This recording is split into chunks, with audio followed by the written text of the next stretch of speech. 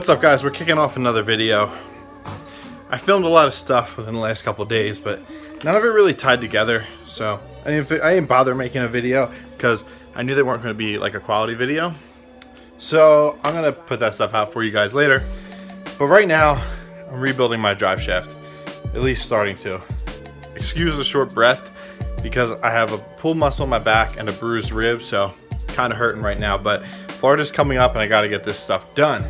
And the garage is a huge mess because the exterminator came for their like treating visit, and I had to get everything off the wall and into the center of the garage, so workspace is limited. So I'll show you what I just picked up and how we're gonna disassemble this drive shaft. The 3000 GT is a 3-piece drive shaft with 2 carrier bearings in the middle. Here's one right there, and the other one is somewhere over there. So basically you have bearing 1, which is inside the carrier, bearing 2, which is inside the carrier, and I wire wheeled the entire drive shaft, painted it just gold that I had laying around just to clean it up. And as you can see, this is the middle section, this is the tail section, so that connects to the diff. This is the front half that slides into the transfer case, bolts up to here, and then here goes down to here where there's a lowbro joint which slides on to here. So there's that whole thing. So I had to go rent a puller, a 3-jaw puller, to pull off these bearings so we can get the new ones put on. I hit it with the wrench or the torque gun, and we're starting to pull this bearing off. Once you have the bearing off, you can slide your new bearing on.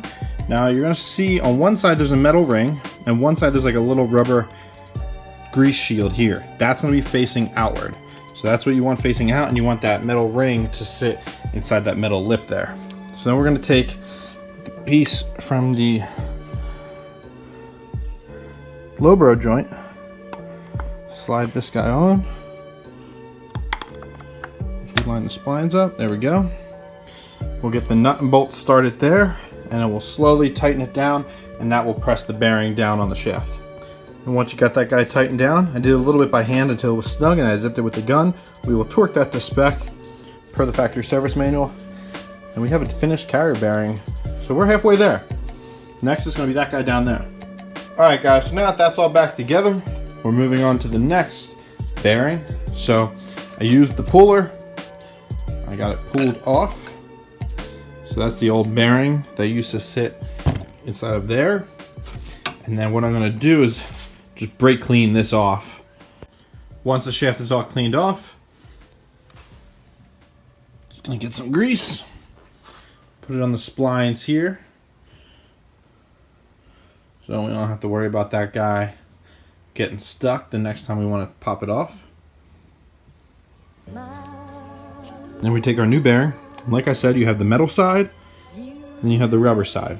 You want the metal side to go into this pocket right here. So we'll just carefully slide it on, and then you'll take the end right here. I'm going to clean these threads out real quick. Threads are clean, so then we're going to slide this guy on just like the other one. Got some threads showing there. We'll throw the washer on. We'll start to thread the nut. Get the nut threaded, and then we're going to use a breaker bar to just spin it and start to tighten it and press it on. So as I'm spinning here,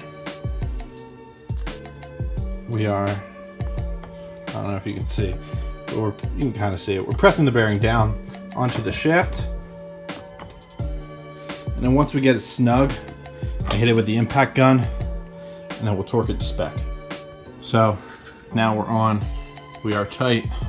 We have carrier bearing number 1, that's new. Carrier bearing number 2, that is new. We managed to keep all the grease inside the lowbro joint, so we're good there.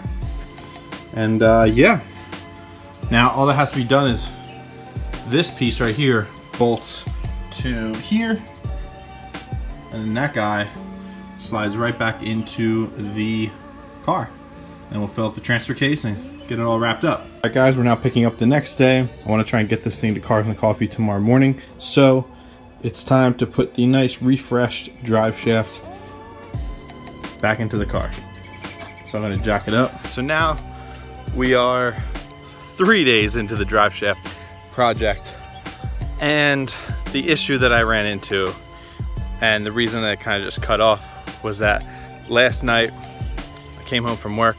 I was gonna take the car to Cars and Coffee this morning, throw the drive shaft in last night, so I reassembled the shaft. I get under the car, get it all up on jack stands, and I realized that the company that made the carrier bearings, the bearing was backwards inside of the bracket. I called the company, I let them know we're gonna get that situated on that side, but I figured I had some time today. I'm gonna try and give it a shot of switching the bearing inside of the carrier. I thought it was gonna be harder to do, so what I did was I took off this end here. I used the puller, I pulled the rubber part off of the bearing, and then I pressed this back on by hand. It was kind of difficult, but I got it back on, and now it should be the right orientation to go back into the car. So now I have to take all these off, separate the low bar joint again. I Loctited all these yesterday, so that'll be fun. And then try and do the same thing with this guy. All right, so here we are, round 2. Reassembled.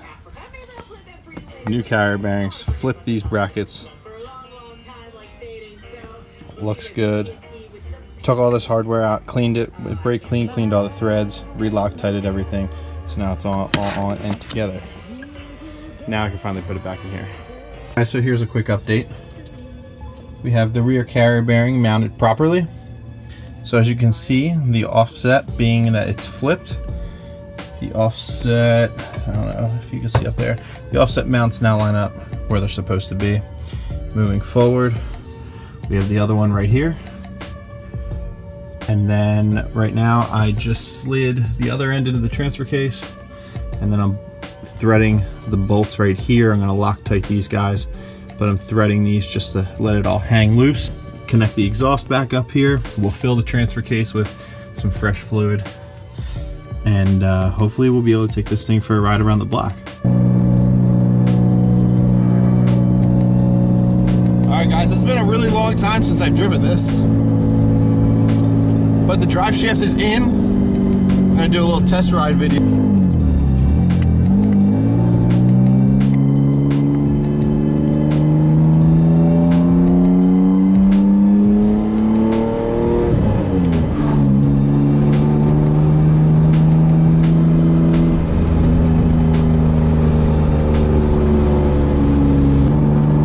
Warm up a little bit.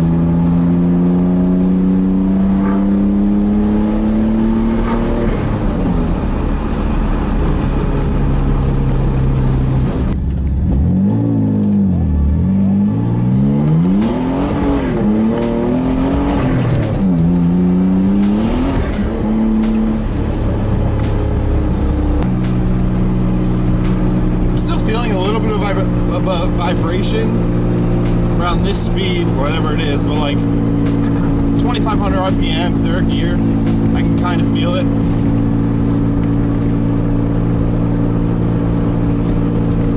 I'm wondering if maybe my rear wheels are out of balance as well, because I've done a couple burnouts with them, sliding on them. I know they're unevenly worn from left side to right side. So I have my other set of RPF ones I think I'm going to throw on the back here and see if that'll get rid of it. It's worth a shot. It makes sense.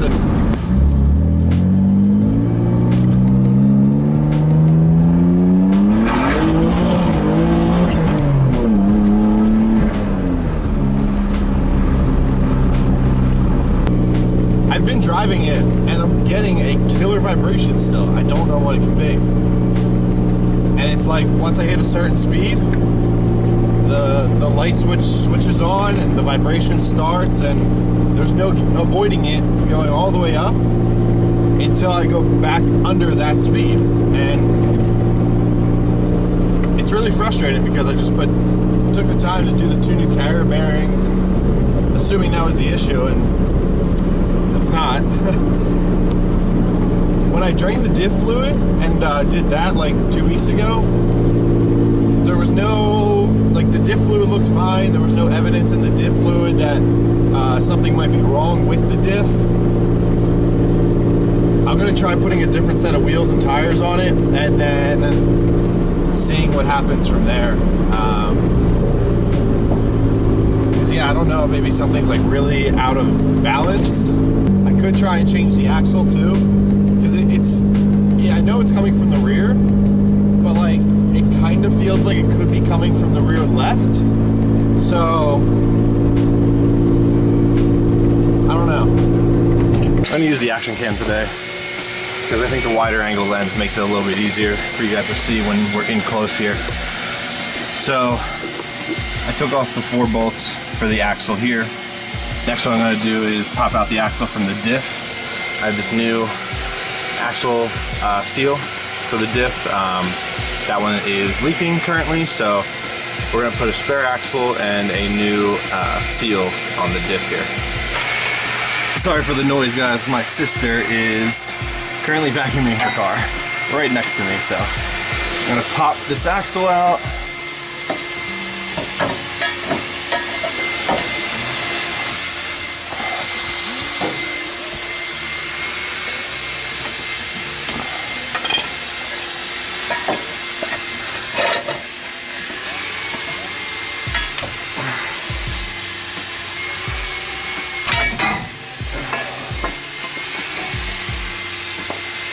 I don't know if you can see, but the seal is leaking from like right here. There's all fluid, so that is what we will be replacing. I think if I just take a screwdriver and pry on it, I'll be able to pop it out.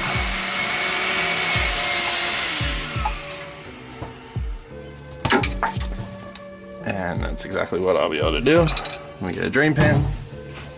So you can see here the new seal versus the old seal. This is where I was just prying on it. It has like a little spring in here, keeps it all together. So now I'm just gonna get this guy pushed in to the diff. All right, put a little bit of grease around the edge of the seal, and now I'm just trying to tap it in.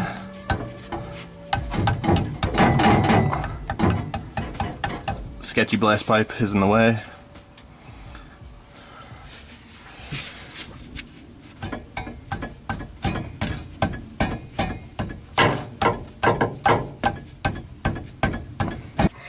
New one's in. Now I'm gonna go grab another axle. Alright, so new axle's in. I had to take the blast pipe off. So Steph just sent me and took the blast pipe off, gave me enough room. Dropped the knuckle a little bit here. So what I'm going to do is put the mufflers back on with the Tanabe after this is all back together. New seals on, that'll be good. And I'm just going to bolt this thing up and go on from there. So we're all back together. Now what I'm going to do is this surface right here, I'm going to hit with some sandpaper and clean it up, because I have these new Nordlock washers that I'm going to use. And before, I also ran a 10mm spacer on the axle. Some of the S2000 guys have spacers on the diff side to help keep the CV joints compressed. So I ran a 10mm spacer right here that would help keep the CV joints compressed together. I'm going to try taking that spacer out. I'm wondering if when the exhaust was exiting at that spot right there for so long, if I just cooked the CV joint on that axle and it was just kind of past the point of return. So I don't know. I'll probably break that axle down and inspect it, but that'll be for another video. So, well guys, the rain has finally hit. Looks like that's gonna be our stopping point for today. It's a light rain, but I don't really know how long it's gonna last. But before I go, I'm gonna show you guys what I've discovered here. So the axle bolts, I took them out, and because they would come loose so much from being loose in the hole and getting banged around, the threads in the middle, like these 3 threads on each bolt, are like flattened. So these bolts are trash. And then I'll show you guys the Nordlocks. These are the Nordlock washers. They're a 2-piece washer. I don't know if you can see inside of there. There's grooves that lock the 2 pieces together once they're tight. And then there's also teeth on the outside. So when you tighten them down, the teeth will actually bite into the surface. but then if they try to vibrate loose, they will actually fight each other and prevent that from happening and prevent the nut from loosening off of the bolt.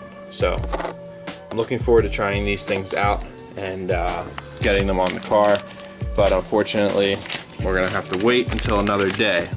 So guys, thank you for watching. I know I haven't been putting out as many videos as I've wanted to lately, just because I've been getting ready for Florida and just working on little things here and there on the car, and not really been able to finish any big projects. But the carrier bearings are done. They're in the car. It's just figuring out this vibration, that what I thought was the bad carrier bearings, because they were bad. Anyway, thank you guys for watching. Be sure to click the subscribe button down wherever it is. Like this video and stay tuned for more content. There will be more coming. We are leaving on June 29th for Florida, and there's going to be a lot of content coming out during that trip.